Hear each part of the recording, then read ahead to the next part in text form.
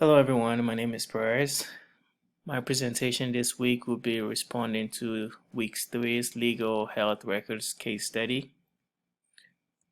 The case study we have here is the Director of Health Information Management, as the custodian of medical records, is having a great deal of difficulty responding to subpoenas for patient records. The facility is in the midst of converting from a paper-based to an electronic patient record.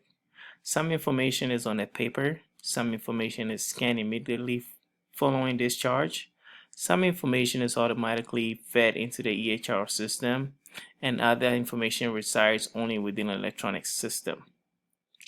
So the process of finding and identifying the various parts of patient records from the various sources is time consuming, and there is concern about ensuring the same response each time a record is requested. An attorney requested a record followed by an additional request. What he received from the organization the first time was substantially different from what he received the second time. When the attorney disposed the custodian, many questions were raised about how record requests were handled, daily operational processes including how the patient's legal health records was compiled in response to this subpoena, and if this was a true and complete record for the patient. So the question we asked after this case study is, what steps should the director take to ensure that responses to subpoenas consistently result in the true and complete health records of a patient?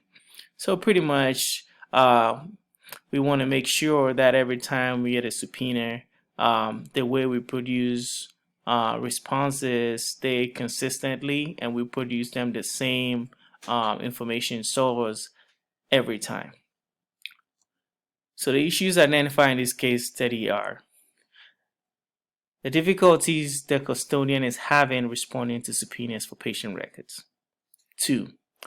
There seems to be no direction or guideline on how the conversion from paper-based record to EHR should go. 3. This finding or identifying patient record has become very time-consuming. And last one is the inconsistencies in record forms provided to the attorneys. So to solve this, step 1, so the director must be aware of all information source system, which will include the administrative, the financial, and clinical information that the facility keeps, and all these that contributes to the record. Since all services such as pharmacy, lab, radiology, patient admin use different systems, the director must identify all the different ways the facility maintains its health records, know the contents of the records, and how the records are retained. For step 2, the director and his team must determine exactly what data or document constitute a legal health record. After this is determined, the facility policy must reflect the changes, and conversion must be done in phases. For instance, in multidisciplinary practices, they start with specialties, so maybe they'll start converting all pharmacy records, and then move to the labs and move to radiology, so it's in that order. So for step 3, since the facility is in the midst of transferring records, the director must determine which patient information should be made available when responding to subpoenas. So this pretty much explains if there's a subpoena requesting for documentation, are we going to provide them with the paper record, or are we going to provide them with the electronic record?